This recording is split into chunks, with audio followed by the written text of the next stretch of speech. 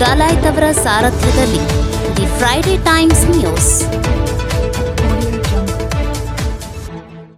ಅಂಜಲಿ ಅಂಬಿಗೇರ್ ವಿದ್ಯಾರ್ಥಿನಿಯನ್ನ ಹತ್ಯೆಗೈದ ಆರೋಪಿಗೆ ಗಲ್ಲು ಶಿಕ್ಷೆ ವಿಧಿಸುವಂತೆ ಆಗ್ರಹಿಸಿ ಅಪರ ಜಿಲ್ಲಾಧಿಕಾರಿಗಳಿಗೆ ಮನವಿ.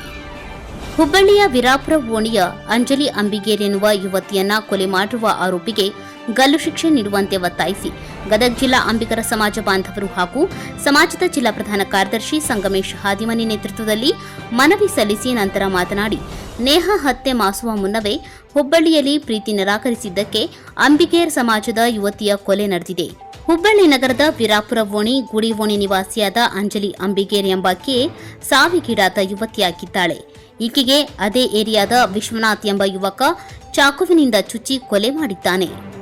ಈ ಕೃತ್ಯದಿಂದ ಇಡೀ ಮಾನವ ಸಮಾಜ ತಲೆ ತಗ್ಗಿಸುವಂತೆ ಆಗಿದೆ. ಅಷ್ಟೇ ಅಲ್ಲದೆ ತಾಯಿ ಕಳೆದುಕೊಂಡಿದ್ದ ಅಂಜಲಿ ಅಜ್ಜಿಯ ಮನೆಯಲ್ಲಿ ಆಶ್ರಯ ಪಡೆದುಕೊಂಡಿದ್ದಳು.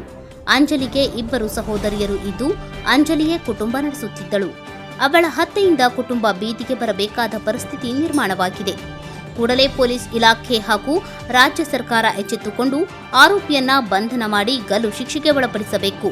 ಅಷ್ಟೇ ಅಲ್ಲದೆ ಹತ್ಯೆಯಾಗಿರುವ ಯುವತಿಯ ಕುಟುಂಬಕ್ಕೆ ಸೂಕ್ತ ಪರಿಹಾರವನ್ನ ನೀಡಬೇಕು ಎಂದು ಒತ್ತಾಯಿಸಿದರು. ಈ ಸಂದರ್ಭದಲ್ಲಿ ಸಮಾಜದ ಸಂಘಟನಾ ಕಾರ್ಯದರ್ಶಿಯಾದ ಅಮಿತ್ ಪೂಜಾರ್, ಗುರಪ್ಪ ತಿರ್ಲಾಪುರ್, ಬಸವರಾಜ್ ಗುಡಿಸಾಗರ್, ಮಹದೇವ್ ಬಾಣದ್, ಮಂಜು ಅಂಬಿಗೇರ್, ಹರೀಶ್ ಬಾರ್ಕೇರ್, ರಮೇಶ್ ಬೆಣಕಲ್ ಸೇರಿದಂತೆ ಸಮಾಜದ ಮುಖಂಡರು ಉಪಸ್ಥಿತರಿದ್ದರು. The Friday Times news, Gadag.